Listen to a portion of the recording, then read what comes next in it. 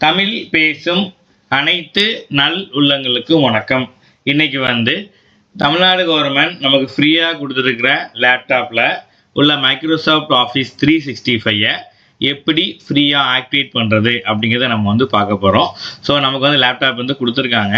But Microsoft office நம்ம work பண்ண போனோம் அப்படின்னா அதில் சைன்இன் பண்ண சொல்லி ஒரு ஆப்ஷன் காமிக்கும். அப்படி சைன்இன் பண்ணால் மட்டும்தான் நம்மளால் மைக்ரோசாஃப்ட் ஆஃபீஸில் இருக்கக்கூடிய வேர்டு, எக்ஸல், பவர் பாயிண்ட்லாம் ஃபுல் பிளெட்ஜாக யூஸ் பண்ண முடியும். இல்லைன்னா அதில் இருக்கிற நிறைய ஆப்ஷன்ஸ் வராது. எடுத்துக்காட்டுக்கு சேவ் வராது, இன்செர்ட் ஆப்ஷன் வராது. ஸோ இந்த மாதிரி ஆப்ஷன்ஸ் ஷோ ஆகாது. ஸோ எப்படி நம்ம ஆக்டிவேட் பண்ணுறது, அதுவும் எப்படி ஃப்ரீயாக ஈஸியாக ஆக்டிவேட் பண்ணுறது அப்படிங்கிறத வீடியோவில் பார்க்க போகிறோம். வாங்க வீடியோக்குள்ளே போகலாம். அதுக்கு நம்ம நெட் ஓப்பன் பண்ணி எல்கார்ட் அப்படிங்கிற வெப்சைட்டுக்குள்ளே போய்க்கணும். ELCOT அந்த வெப்சைட்டுக்குள்ளே போய்க்கோங்க. அதுக்கப்புறம் அதில் எல்கார்டை ஃபஸ்ட்டு கிளிக் பண்ணிங்க அப்படின்னா இந்த மாதிரி ஆப்ஷன் வரும். அதில் ஃபஸ்ட்டு இருக்கக்கூடிய GOTN government college students laptop scheme அப்படின்ட்டு வரும். So government of Tamil Nadu college student laptop scheme அதை கிளிக் பண்ணிக்கோங்க. அதை கிளிக் பண்ணிங்க அப்படின்னா உங்களுக்கு நீங்கள் கம்ப்யூட்டரில் யூஸ் பண்ணுறீங்க அப்படின்னா இந்த மாதிரி ஆப்ஷனும், ஃபோனில் யூஸ் பண்ணுறீங்க அப்படின்னா இந்த மாதிரி ஆப்ஷன் வரும். அதில் அந்த 3 கோடை கிளிக் பண்ணிங்கன்னா உங்களுக்கு லாகின் ஆப்ஷன் வரும். ஸோ இதில்னா லாகின் ஆப்ஷன் கிளிக் பண்ணிக்கோங்க. இப்படி வந்துச்சு அப்படின்னா மேலே இருக்கிற 3 கோடை நீங்கள் கிளிக் பண்ணிங்கன்னா லாகின் ஆப்ஷன் ஷோ ஆகும். லாகின் ஆப்ஷனை கிளிக் பண்ணிவிட்டு யூசர் இன்ஸ்டியூஷன் லாகின் கொடுத்து அவங்களுடைய யூசர் டைப் கேட்கும். அதில் ஸ்டூடெண்ட் கொடுத்துக்கோங்க. ஸ்டூடெண்ட் கொடுத்துக்கிட்டு உங்களுடைய யூசர் நேம் அப்படிங்கிற இடத்துல உங்களுடைய UMAS ஐடியும், பாஸ்வேர்டு அப்படிங்கிற இடத்துல உங்கள் பாஸ்வேர்டும் கொடுங்க.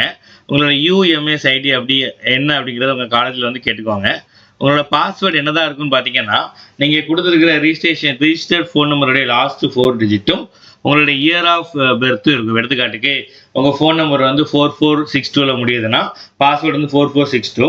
நீங்கள் பிறந்த வருஷம் 2008 அப்படின்னா உங்கள் பாஸ்வேர்டு 44622008. சரிங்களா? ஸோ இதுதான் இதுக்கு உங்கள் இன்ஸ்டியூஷனில் உங்களோட யூசர் நேம், அதாவது உங்களுடைய UMAS ஐடி என்னங்கிறதும் பாஸ்வேர்டு என்ன அப்படிங்கிறதையும் கேட்டுக்கோங்க. அப்புறம் கேப்சா கொடுத்து லாகின் பண்ணுங்க. இந்த கேப்சா கொடுக்கும்போது சம்டைம்ஸ் கேப்சா தப்புன்னு காமிக்கும். ஏன் அப்படின்னா அப்போ கொடுத்துருக்காங்கல்ல, நான் Gயும் 9ம் ஒரே மாதிரி இருக்கும்.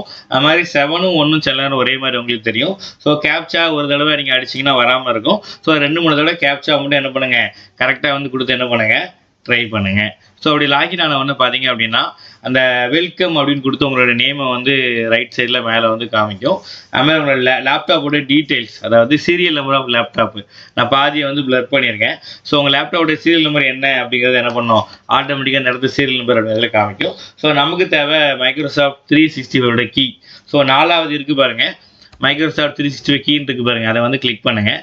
ஸோ அதை கிளிக் பண்ணிங்க அப்படின்னா உங்களுக்கு ஒரு யூசர் நேமும் ஒரு பாஸ்வேர்டும் வரும். நான் உங்களுக்கு யூசர் நேம் பாஸ்வேர்டு பிளர் பண்ணியிருக்கேன். ஸோ யூசர் நேம் இப்படி தான் வரும். ஒரு சீரியல் நம்பர் @edu.elcard.in வரும். பாஸ்வேர்டு உங்களுக்கு கீழே ஒரு பாஸ்வேர்டு வரும். ஸோ ரெண்டையுமே காப்பி பண்ணி வச்சுக்கோங்க, இல்லை நோட் பண்ணி வச்சுக்கோங்க. ஒரு நோட்டில் தப்பு இல்லாமல் எழுதி வச்சுக்கோங்க. ரெண்டுமே கேஸ் சென்சிட்டிவ். ஸோ அதனால் கேபிட்டல் லெட்டர் வருதா, ஸ்மால் லெட்டர் வருதா, என்னென்ன சிம்பிள்ஸ் வருது அப்படிங்கிறத நோட் பண்ணி வச்சுக்கோங்க. இதில் ஆச்சரியக்குறி சிம்பிள் வரும். அது நீங்கள் ஷிஃப்ட் 1 அமுக்குனீங்கன்னா அந்த ஆச்சரியக்குறி சிம்பிள் வந்துடும். சரிங்களா? So exclamation mark, right. So பார்த்தீங்க அப்படின்னா நீங்கள் மைக்ரோசாஃப்ட் ஆஃபீஸில் உள்ள வேர்டு ஓப்பன் பண்ணி வச்சுக்கோங்க. அந்த வேர்டில் சைன்இன் ஆப்ஷன் கொடுங்க. ஸோ சைன்இன் ஆப்ஷன் கொடுத்த பிறகு பார்த்தீங்கன்னா உங்களோட யூசர் நேம் இருக்குல்ல, அதை காப்பி பண்ணி அதில் யூசர் நேமில் போடுங்க. நெக்ஸ்ட்டு கொடுத்து அடுத்த ஆப்ஷனில் பாஸ்வேர்டு கேட்கும். ஸோ பாஸ்வேர்டு கொடுத்து அதில் இருக்க ஆப்ஷன் SS கொடுத்து என்ன பண்ணுங்கள், நீங்கள் அதை கம்ப்ளீட் பண்ணி முடிங்க. ஸோ கம்ப்ளீட் பண்ணி முடித்த பிறகு மைக்ரோசாஃப்ட் ஆஃபீஸை விட்டு வெளியே வந்துடுங்க.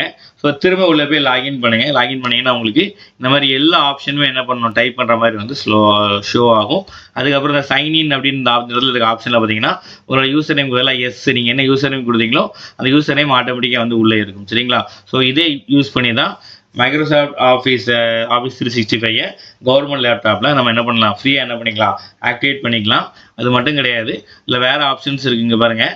இல்லை சர்வீஸ் மேனேஜ்மெண்ட் அப்படின்னு ஒரு ஆப்ஷன் இருக்குது பாருங்கள். ஸோ அந்த சர்வீஸ் மேனேஜர் ஆப்ஷனை கிளிக் பண்ணிங்க அப்படின்னா உங்களுக்கு ஏதாவது சர்வீஸ் லேப்டாப்பில் சர்வீஸ் தேவைப்படுதுன்னா அதில் கிளிக் பண்ணோன்னே சர்வீஸ் ஆன் ஆகும். அதில் உங்களோட டிஸ்ட்ரிக் கேட்கும். உங்கள் டிஸ்ட்ரிக்டில் எந்த கம்ப்யூட்டர் சென்டர் அந்த ஃப்ரீயாக சர்வீஸ் பண்ணி தருவாங்களோ அவங்க டீட்டெயிலும் ஃபோன் நம்பர் காமிக்கும். சரிங்களா? டீட்டெயில் தான் காமிக்கும்.